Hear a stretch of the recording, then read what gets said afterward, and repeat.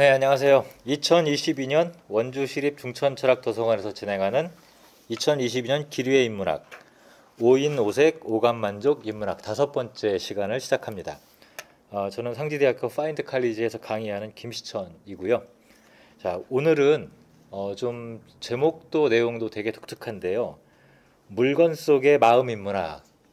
제목은 별로 이게 신경 쓰지 않으셔도 괜찮은데, 그러니까 우리 주변에 아주 일상적인 사물들을 소재로 해서 그 속에 들어있는 이야기나 혹은 신화적인 이미지, 이런 다양한 이야기들을 가지고 아주 편안하게 이야기를 나누려고 합니다.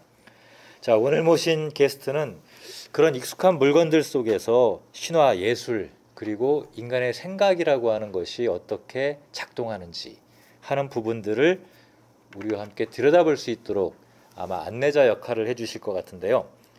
김용희 교수님을 소개합니다. 안녕하세요. 중천학당 시청자 여러분 반갑습니다. 네, 목소리는 좀 크게 말씀해 주시고요. 네, 인사를 그렇게 짧게 하면 실례입니다. 네. 일단 간단하게 제가 좀 소개를 드려볼게요. 최근에 나온 책에 이렇게 적혀 있어요. 신화와 예술과 영혼을 탐구하는 인문학자다. 이런 거 잘 안 쓰거든요. 요즘 그 인문학 하는 사람들이. 그런데 첫 문장만 독특한 게 아니라 두 번째 문장도 독특해요. 대학에서 철학과 미학을 공부하고 서울예술대학 교수로 일했다. 여러 책들이 있는데 제목만 간단하게 몇 개 소개를 드릴게요. 삶의 길목에서 만난 신화, 또 빨강, 검은 천사, 하얀 악마. 그리고 이제 이게 아마 김용희 교수님을 잊게 만들어준 책인데, 그 예술, 세계와의 주술적 소통이라고 하는 책이 첫 번째 책이에요. 근데 이 책이 그 서울예술대학에 취직할 때 기적 같은 일이 일어났어요. 그러니까 그냥 안 될 거라고 생각을 하고 지원을 하셨다라고 제가 들었는데 된 거예요. 근데 그 이유가 뭐냐? 거기에 심사를 하고 면접을 하러 들어온 교수들 전체가 이 책을 다 읽었던 거예요. 사전에 읽고 있었던 거예요. 그래서 그게 굉장히 최종 결정 때 크게 작용을 했다라고 저한테 나중에 고백을 해줬는데, 그만큼 상당히 센세이셔널한 책인데 꽤 오래된 책이지만 한번 읽어보시는 것도 좋을 것 같다는 생각이 들고, 최근에 이제 이 원주 지역에는 동화 작가분들도 꽤 많고 한데, 동화 내 마음의 비밀 언어라고 하는 최근 신간 2020년에 나온 책인데 이 도서관에도 구비해 주시고 한번 많이 읽어보셨으면 좋겠어요. 자, 그러면 시간이 짧은 관계로 많은 이야기들을 할 수 없지만 오늘은 이제 몇 가지 키워드를 가지고 지금 말씀하신 이 낡고 낯설고 오래되고 그리고 아름다운 무언가, 그런데 우리가 흔히 접할 수 있는 어떤 일상적인 소재들을 가지고 이야기를 나눠보려고 그래요. 첫 번째가 집입니다. 자, 우리는 하도 요즘에는 집 하면은 부동산 생각한단 말이에요. 그쵸? 재테크, 그 다음에 평수. 그런데 우리 김용희 교수님은 집 하면은 먼저 무슨 단어가 떠오르세요? 집, 나만의 요새? 나만의 요새. 예, 요새죠. 이 집이라고 하는 것 자체가 이제 한국에서는 전 차 타고 이렇게 지방 내려가다 보면은 주변이 산으로 온통 둘러싸여서 풍광이 정말 좋은데 거기에 막 20층, 30층짜리 아파트를 때려짓는 이 한국의 문화가 도통 이해가 안 되거든요. 그런 부분 어떻게 보세요? 이해가 되고도 남죠. 아파트는 그렇게 아름답지 않죠. 네.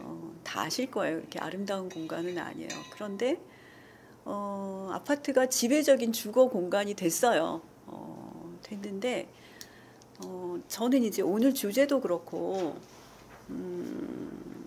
우리가 거주하는 공간, 그 다음에 사용하는 물건, 먹는 음식, 입고 있는 옷, 이게 우리의 일상하고 떼어놓을 수 없죠. 그렇죠. 늘 만나는 것들이에요.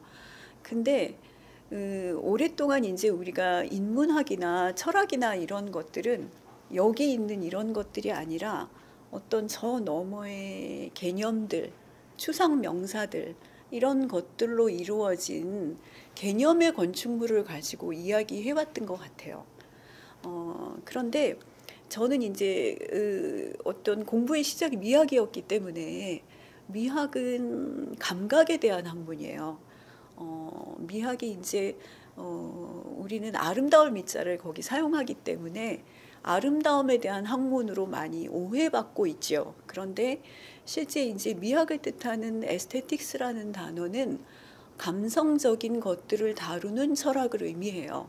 그런데 감성적인 것들 안에는 우리가 감각하는 세계, 또 느끼는 세계, 이런 세계들이 이제 미학의 대상이지요.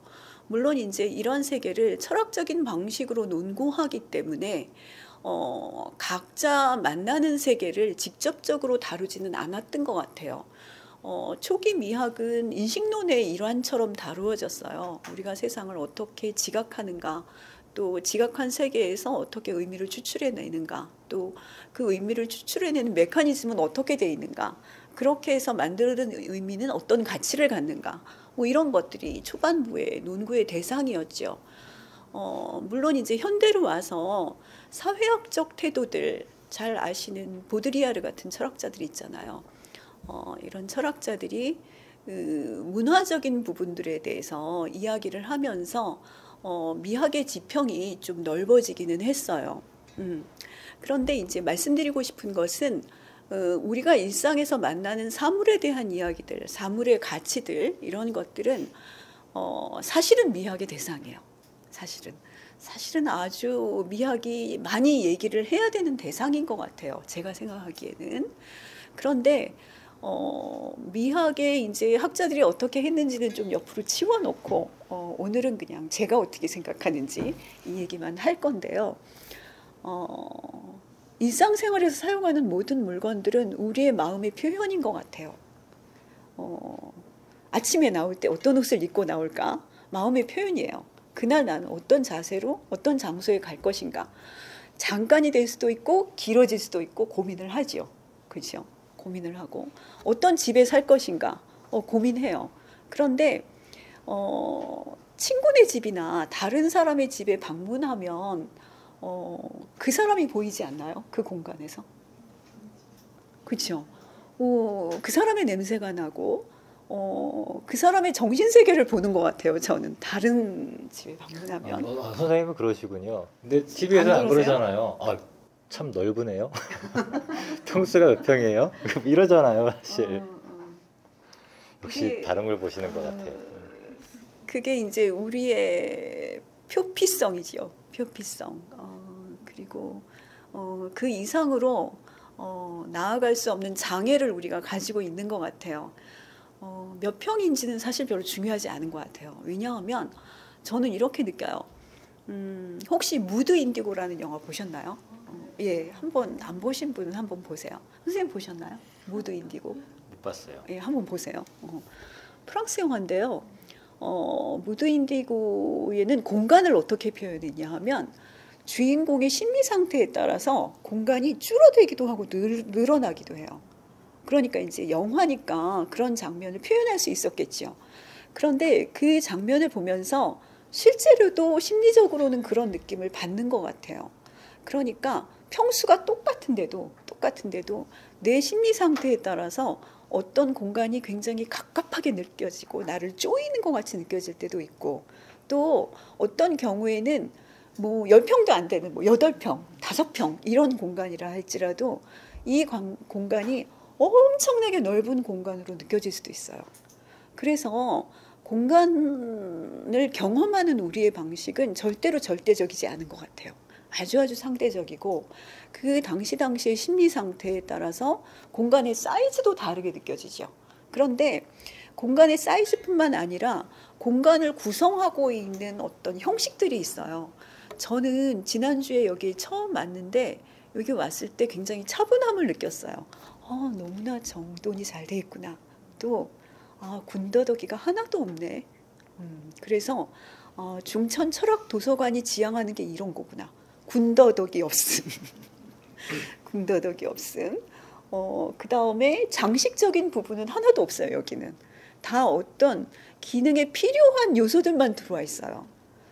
그래서 장식을 싫어하시는 분들이 오시나? 약간 이런 느낌도 받았어요. 그런데 지난주에 한편으로 저는 이 공간에서 에너지를 좀 많이 받은 것 같아요. 왜냐하면 군더더기가 없기 때문에 제 생각이 그냥 이 빈 공간 사이로 자유롭게 흐르는 느낌 같은 것들이 들었거든요. 만약에 여기에 뭔가가 많이 있었다면 제 생각도 여러 군데 어떤 관심이 빼앗기면서 굉장히 갈팡질팡했을 수도 있겠구나 이런 생각도 들었어요. 어찌됐건 간에 아파트가 됐건 어떤 공간들은 그 공간을 만들어낸 사람 또 그 공간을 사용하는 사람의 마음을 반영할 뿐만 아니라 상대적으로 그 공간이 주는 영향을 받기도 해요. 우리는. 그러니까 그냥 공간이 공간으로 공간이라는 게 비었다는 뜻이잖아요. 비일 공자에다 사이간자를 써요. 그런데 그런 절대 공간은 없죠. 사실 우리가 거주하는 곳은 어떤 곳이에요. 어떤 곳. 그리고 그 어떤 곳에서 우리는 우리 마음을 표현하고 또 그 공간이 가지고 있는 어떤 힘을 전달받기도 하는 것 같아요. 평수하고는 상관없어요. 아파트도. 그래서 현실적으로 과연 근데 새로운 언어에 익숙해지는 게 좋은데 근데 그 최근에 저희가 이제 집을 계약을 했어요. 이사를 가거든요. 인천에 살던 빌라를 팔고 이제 서울에 있는 빌라에 전세로 들어갔어요. 근데 그게 최근 몇 년 사이에 부동산 가격이 폭등했지 않습니까? 40평짜리 그 빌라를 들어간 거예요. 근데 그 당시에는 이제 조금 보태면은 이게 가능했는데 그 사이에 너무 올라가지고 엄두도 못 내요. 근데 그래서 안 되겠다 해가지고선 그 액수를 가지고 이제 작은 평수의 집을 샀어요. 근데 와이프가 지금 40평짜리 빌라에 살다 보니까 되게 운동장이에요. 그 강아지랑 고양이랑 완전히 뛰어놀아요. 마음껏. 그런데 이제 나 이렇게 넓은 집 아니면 못 살겠어 라고 와이프가 작년까지 계속 얘기를 했거든요. 근데 이번에 저희가 계약한 아파트가 15평이에요. 제 책은 이제 다용도실로 갖다 놔야 돼요. 근데 딱 가보더니 와이프가 이 정도면 괜찮지 않냐? 말이 바뀌는 거예요. 왜냐? 빌라니까 남의 집이잖아요. 그런데 아파트를 이제 그 계약서를 썼으니까 우리 집이잖아요. 그러니까 평수가 3분의 1로 줄었는데 와이프의 말 자체가 바뀌는 거예요. 그러니까 이런 의미에서는 그 선생님이 얘기하는 넓이는 중요하지 않다. 우리 집이냐 아니냐라고 하는 게 더 중요하다. 그게 공감이 되거든요. 근데 보통 일반적으로 공감을 느끼는 방식은 이런 방식인데 우리 지금 김영애 선생님께서 이야기하는 것은 차원이 좀 다른 얘기인 것 같아요. 차원이 다른 얘기죠. 차원이 다른 얘기고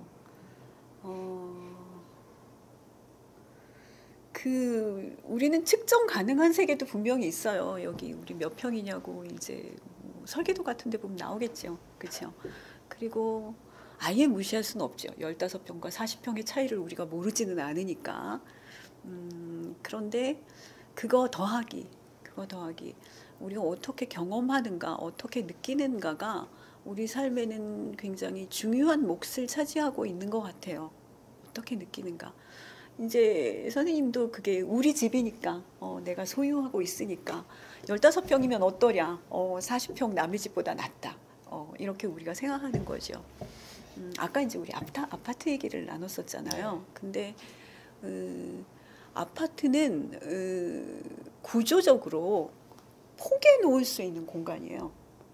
그러니까 똑같은 어떤 집이 차곡차곡 레고 블록처럼 이렇게 쌓여져 있는 공간이죠. 근데 어찌 보면 아파트의 구조는 우리 시대의 정신을 대표하는 것 같아요. 특히 여기 살고 있는 우리는 그렇게 저는 아파트를 보면 시멘트 금괴를 쌓아놓은 느낌이 좀 들었어요.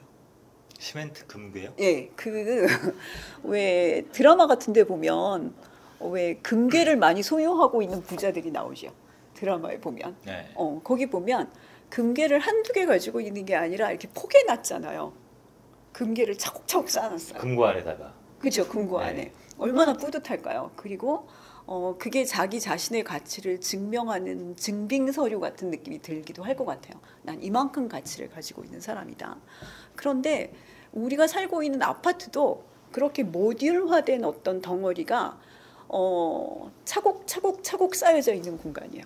차곡차곡. 그래서 우리는 그렇게 차곡차곡 쌓을 수 있는 그리고 그렇게 차곡차곡 쌓으려면 다른 의미나 다른 가치는 배제되어야 돼요. 그러니까 가치가 획일화되고 의미도 획일화되어야 모듈화되고 모듈화된 걸 가지고 가치를 측량할 수 있어요. 그런데 우리가 사는 아파트 구조가 전형적으로 그렇게 돼 있어요. 가치가 딴 게 필요가 없죠. 어떤 동네에 몇 평인가가 가치의 전부를 결정하잖아요. 사실은 가치라는 게 어떤 관점에서 가치를 평가하느냐에 따라서 가치가 상반된 가치를 경험할 수도 있고 평가받을 수도 있음에도 불구하고 우리 시대의 가치 기준은 그냥 하나인 거예요. 환금성. 그러니까 이렇게 제 귀에는 들려요. 그러니까 아파트를 보면서 지금 선생님이 말씀하셨던 그 같은 비슷한 구절들은 많이 나와 있단 말이에요, 책 속에. 근데 그러니까 시점이 다른 것 같아요. 그러니까 보통 내가 살고 있는 나의 집으로서의 아파트, 이건 홈이잖아요. 홈. 다른 집하고 구조가 똑같다라고 하는 걸 알면서도 의식하지 않거든요. 왜냐면 내가 거주하는 공간이니까. 그런데 지금 선생님께서 말씀하시는 게 금괴를, 이게 정육면체로 된 금괴를 쌓아놓은 것과 똑같다. 근데 건설사 사주나 건설사에서 일하는 분들의 머릿속에서는 맞는 것 같아요, 지금. 그렇죠. 얼마나 높이 쌓을 수 있는가가 이제 가치를 집 한 채 규정하죠. 지을 수 있는 공간에 금괴를 쌓듯이 똑같은 걸 팔아가지고 한 층이 1억이라면 두 층 쌓으면 2억, 한 층 쌓으면 3억. 그러니까 사실 홈을 만드는 작업이 아니라 금괴를 쌓는 작업이 이렇게 투영된 거라고밖에는. 그것도 재밌네요. 그러니까 남들이 하는 금괴 쌓기 놀이에 나의 삶의 터전을 맡기고 있는 거구나. 그렇죠, 그렇죠. 그리고 이제 그 게임에 우리는 같이 놀아나는 거죠. 그게 또 그렇게 보이는구나. 김인규 선생님은 머릿속에 개념이 들어있는 게 아니라 전부 다 메타포들이 들어있는 것 같아요. 그런 것 같아요. 그 아파트를 봐도 이게 몇 평 이런 개념들이 오는 게 아니라 살아있는 은유를 이렇게 그러니까 몸이 좀 감각이 다르신 것 같아요. 모르겠어요. 비교할 수가 없잖아요. 다른 사람의 감각하고 제 감각을. 그렇죠. 그 너무 이상하지 않나요? 저는 내 감각이 어떻고 다른 사람의 감각은 내 감각하고 같을까?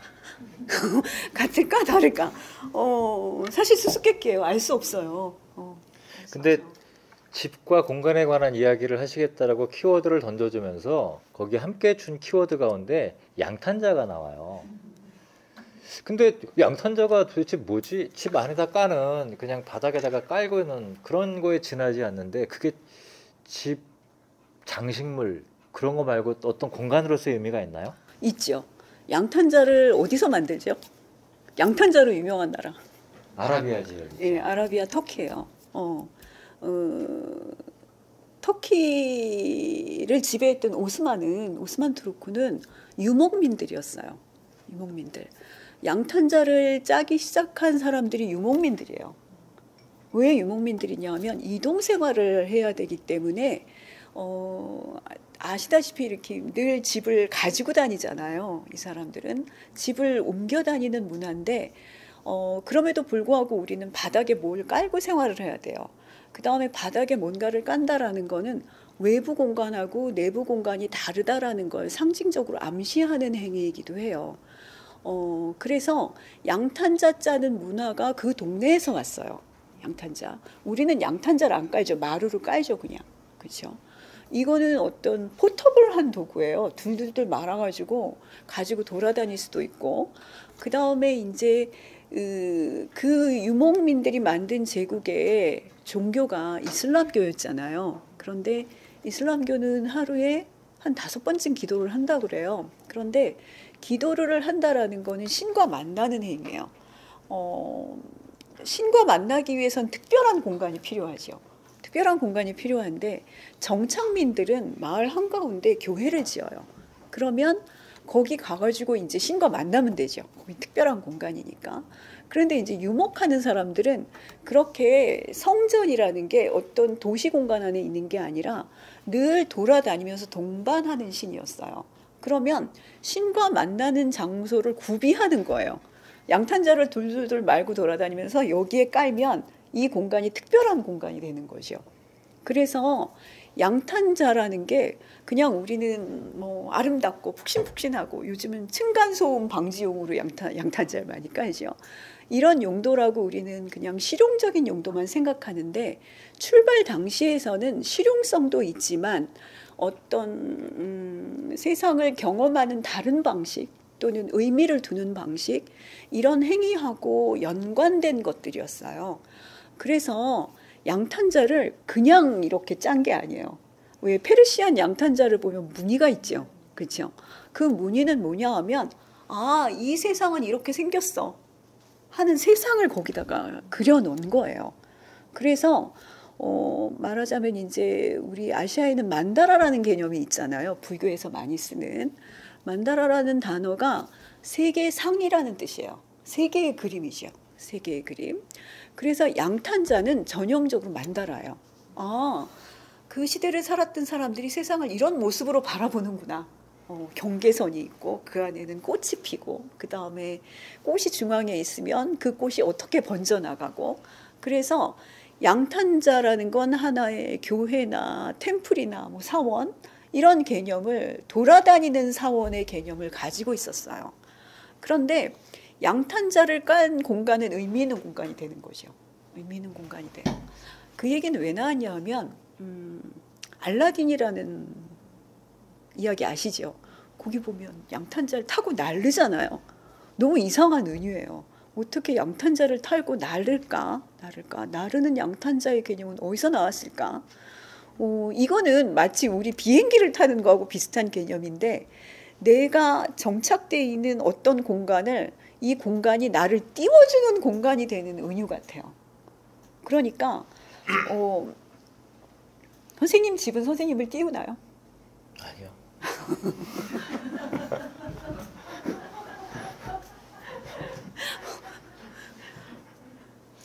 저는 가장 이상적인 공간은 알라딘의 양탄자 같은 공간이어야 된다고 생각해요.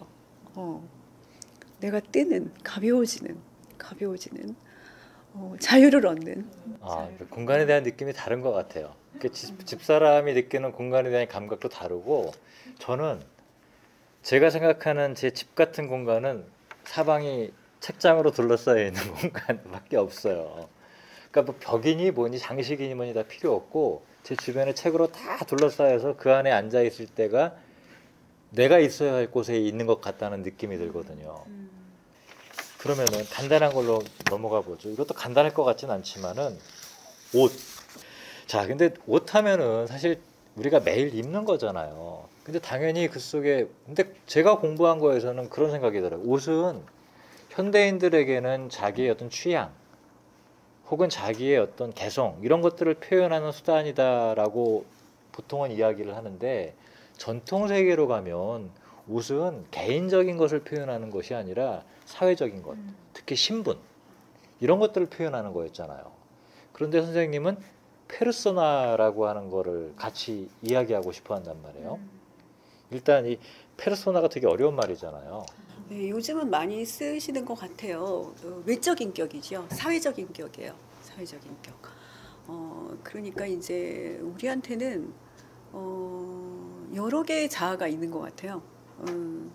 집 안에 나 혼자 있을 때 나, 그 다음에 가족과 있을 때 나, 그 다음에 외부의 약간 공적인 관계에서 사람을 만날 때 나, 이게 하나인 것 같지는 않아요. 조금씩 다 다르죠. 그런데 이제 페르소나는 집 안에 있을 때 나는 아니에요. 이 개념은. 이 개념은 이제 원래는 가면을 뜻하는 단어였는데 나중에 이제 융합파에서 사회적 인격을 지칭하는 말로 개념화해서 많이 사용하게 됐어요. 그런데 이제 칼 구스타프 융은 페르소나가 나의 자아 정체성하고 딱 붙어 있으면 문제가 있다라고 본 것 같아요. 그러니까 우리는 이제 사회적으로 역할이 있잖아요. 수많은 역할이 있어요.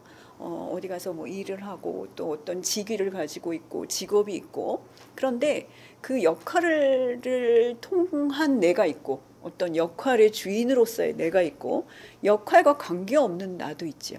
보통 요새는 이제 자연인이라고 하죠. 역할과 관계없는.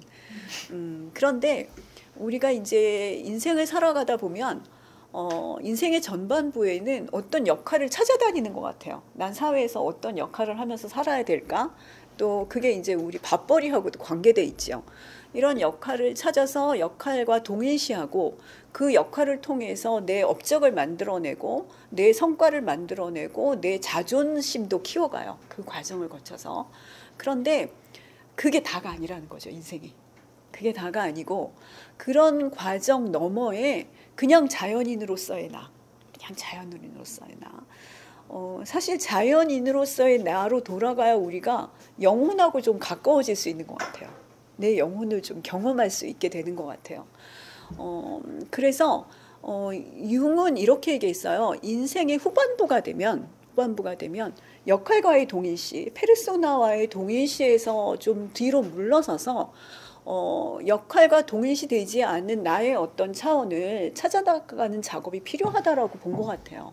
그래서 이제 융심리학을 우리가 중년 이후의 심리학이라고 많이 얘기를 해요.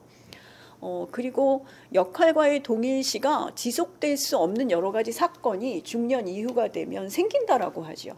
뭐 어떤 병에 걸릴 수도 있고 또 퇴직을 하게 될 수도 있고, 요즘은 이제 그 기간이 조금 더 길어져서 지금은 한 50 넘고 한 60쯤 돼야 페르소나와의 동일시가 좀 깨지는 것 같아요. 예전에는 그거보다 좀 빨랐죠. 45세 뭐 이 정도 되면 페르소나만 가지고 살 수 없는 어떤 때가 왔던 것 같아요. 예전에는. 어쨌든 이제 페르소나라는 개념은 그런 배경에서 나온 개념인데, 저는 이제 우리가 입는 옷들이 페르소나를 대변하죠. 제가 집에서도 이렇게 입고 있는 건 아니에요. 집에서도. 집에서는 저희 집엔 고양이가 좀 많거든요. 고양이가 많아서 색깔 있는 옷을 입을 수가 없어요. 왜냐하면 이건 좀 눈속임인데 사실 제가 가장 좋아하는 옷 색깔은 검은색이에요. 검은색인데 검은색을 입고 있으면 흰 털로 싹 뒤덮여요. 그래서 모피가 돼요, 옷이. 그래서 털이 좀 안 보이게 선생님 입고 계신 이런 밝은색 옷들 있죠. 네. 이런 걸 입는데, 그래서 오늘 아침에도 저런 밝은 색을 꺼내 입을까 생각을 하다가 아니야, 먹힐 거야 저런 색을 입으면. 그래서 빨강색을 꺼내 입었어요. 그런데 옷이라는 게 우리가 이제 사회생활을 하고 사회 속에 살고 있기 때문에 페르소나라는 건 사회적 관계 속의 의미가 있어요. 개인적인 의미를 가지고 있는 게 아니죠. 그러면 그 집단이 지향하고 있는 어떤 분위기, 그 집단이 지향하고 있는 가치에 우리도 편승하지 않으면 안 돼요. 그러니까 저는 사실 18세기 옷이나 이런 옷을 더 좋아해요. 질질 끌리는 드레스 뭐 이런 거 있잖아요. 하지만 이런 옷을 입고 사회생활을 할 수는 없죠. 그렇죠? 또 정말 좋아하는 옷 스타일은 그리스 스타일이에요. 둘둘둘만 거 있잖아요. 그렇죠? 그런데 그런 옷을 입고 사회생활을 할 수 없어요. 이건 무슨 얘기냐 하면 우리가 미묘하게 조정을 하고 있는 거예요. 누구든지 다. 그렇죠? 내가 내 개성을 표현하기 위해서 어떤 옷을 선택하는 거는 일부의 옷이 아주 중요한 사람들 있죠. 패션 모델이라든지 뭐 배우라든지 이런 사람이라면 오히려 자기 개성을 표현하겠지만, 대부분의 경우에는 내 개성과 내 취향을 표현할 것인가, 아니면은 사회에서 뭘 요구하는 것인가, 사회에서 정상으로 받아들여질 것인가, 이 고민의 사이에서 뭔가를 조정해요. 우리는 거기 어디쯤에서 옷을 선택하고 거기 어디쯤에서 그 선택한 옷을 입어요. 그래서 우리의 옷의 선택이 그렇게 자유롭지 않아요. 생각만큼. 선생님들 다 개성을 표현하고 계신가요? 옷으로? 아닌 것 같아요. 아닌 것 같아요. 빨강색 옷 좋아하지만 너무 튈까 봐 못 입겠어, 이런 적 없으신가요? 그렇죠? 빨간 구두 너무 신고 싶지만 저걸 어디 신고 가? 나 이상한 사람 취급받을 거야. 개성 표현 못해요, 우리는. 왜냐하면 어떤 집단에서 이상한 사람으로 보일까봐, 또 너무 튈까봐. 우리 세대들이 가장 많이 하는 옷 고를 때, 제하고 같은 연배 여자분들이 옷 고를 때 그런 말을 제일 많이 해요. 친구하고 같이 가지 옷 사러. 같이 가가지고 이웃 옷을 입어본다. 나 어때? 이렇게 물어봐요. 나 어때? 근데 나 어때가 중요할까요? 사실은 내가 입고 싶으면 입으면 돼요. 근데 나 어때를 왜 물어볼까요? 어떻게 보일까가 중요한 거예요. 어떻게 보일까? 그 다음에 이거 너무 튀지 않을까요? 이거 너무 튀지 않을까? 그 발언은 뭘 얘기하냐 하면 우리 사회가 개성을 존중하지 않고 있다는 뜻이에요. 개성을 가지고 있는 건 튀는 거예요. 왜냐하면 개성은 개체성이에요. 당신하고 나하고 다른 게 개성이거든요. 같을 수가 없어요. 개성이 있는 한. 하지만 개성을 주장하면 어떻게 되냐면 당신하고 나하고 달라지기 때문에 거기에서 갈등이 생길 수도 있고 분쟁이 생길 수도 있고 이해받지 못할 어떤 위험이 생기기도 해요. 그래서 우리는 대부분 개성을 포기하죠. 왜냐하면 그게 가장 간편해요. 내 개성이 뭐가 중요한디? 내 개성이 중요한 게 아니라 우린 사이좋게 지내는 게 더 중요해. 너하고 갈등을 일으키고 싶지 않아. 또 이 사회에서 나만 눈에 띄어서 불이익을 당하고 싶지 않아. 이런 게 더 중요하기 때문에 개성을 표현할 수 없어요. 그러니까 백화점 가서 옷가게 가서 옷 살 때 내가 정말 마음에 드는 색깔과 디자인은 요건데 결국 지불하고 사는 거는 무난한 거. 그렇죠, 그렇죠. 그 개성 표현이 아니라 결국은 바로 그게 페르소나를 찾는 거네요, 결국은.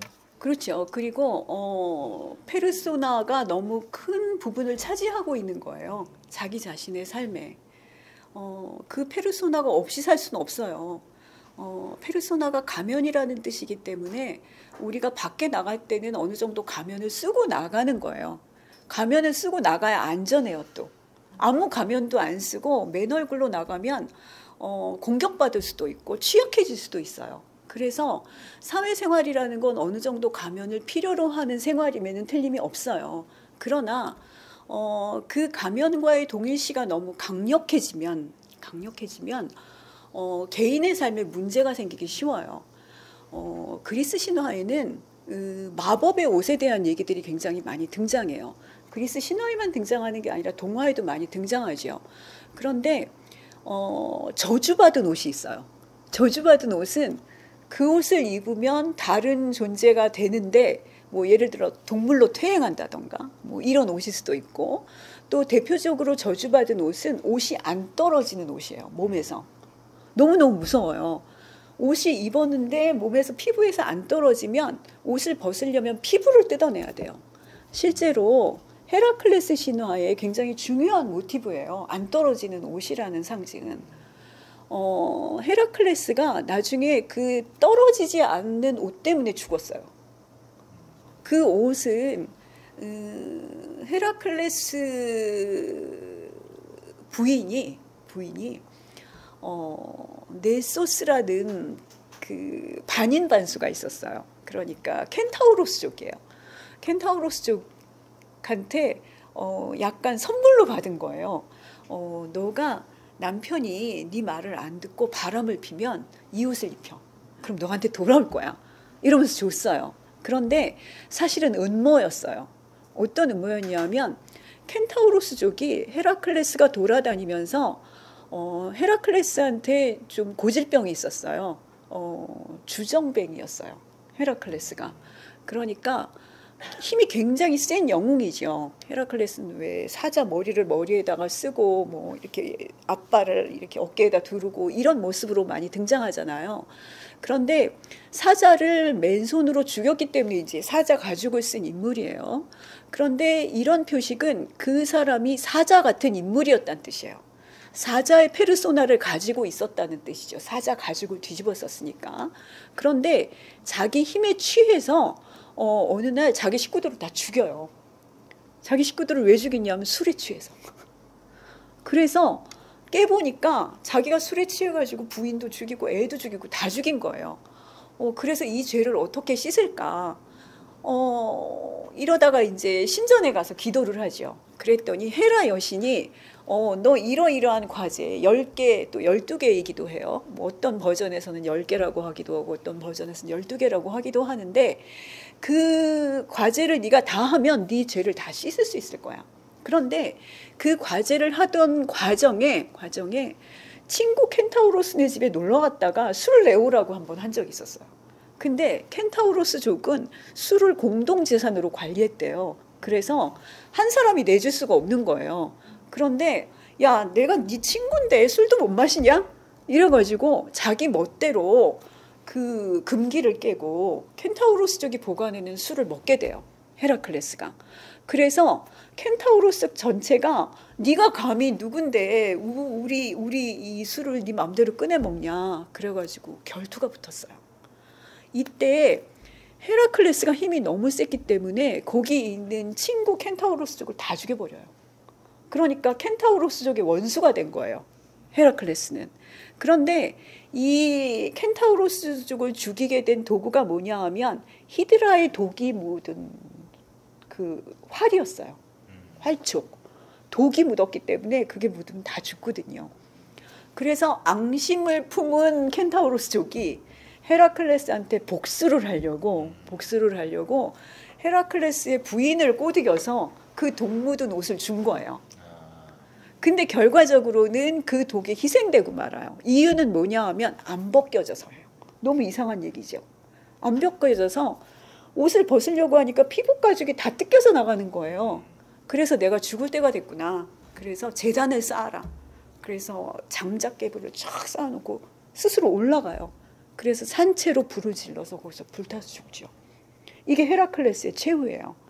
그런데 피부 가죽에 이 옷이 붙어서 안 떨어진다라는 건 뭐냐 하면 좀 바꿔 말하면 페르소나하고 우리가 너무 동일시되면 안 떨어져요. 그런데 그게 개인의 운명에는 재앙이 될 수 있어요. 나는 원래 이런 사람이 아니었어. 그런데 어떤 역할만 계속 하다 보니까 그 역할과 내가 동일시가 너무 심해서 그걸 떼버리면 나는 남지 않는 상황이에요. 이런 상황에 대한 어떤 비유가 그 이야기에 숨어 있죠.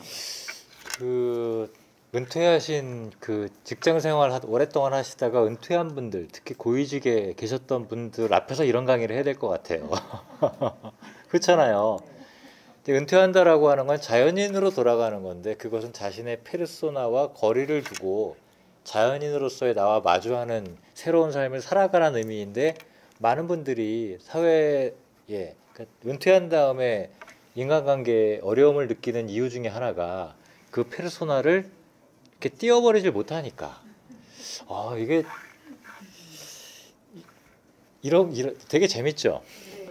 근데 막상 들어보면은 이게 뭔가 되게 철학적인 의미도 있기도 하고 또 실제 우리가 현실에서 부딪히는 갖가지 고민이나 이런 것들하고도 되게 밀착된 그 연결이 되기도 하는데 근데 지금 저는 사실 그 얘기 듣다가 뭐가 떠올랐냐면 장동건 씨가 주연으로 나왔던 무상가 하는 영화가 있어요. 중국을 배경으로 해가지고 어떤 특별한 그 무인족인데 이 사람이 어떤 특별한 그 털로 된 옷을 이렇게 입게 되면은 그 능력이 배가 되고 그 역할을 맡게 되고 근데 결국은 그 옷을 벗게 되면은 죽게 되는 뭐 그런 거랑 비슷하게 돼 있는데 그 모티프를 여기서 갖고 왔구나.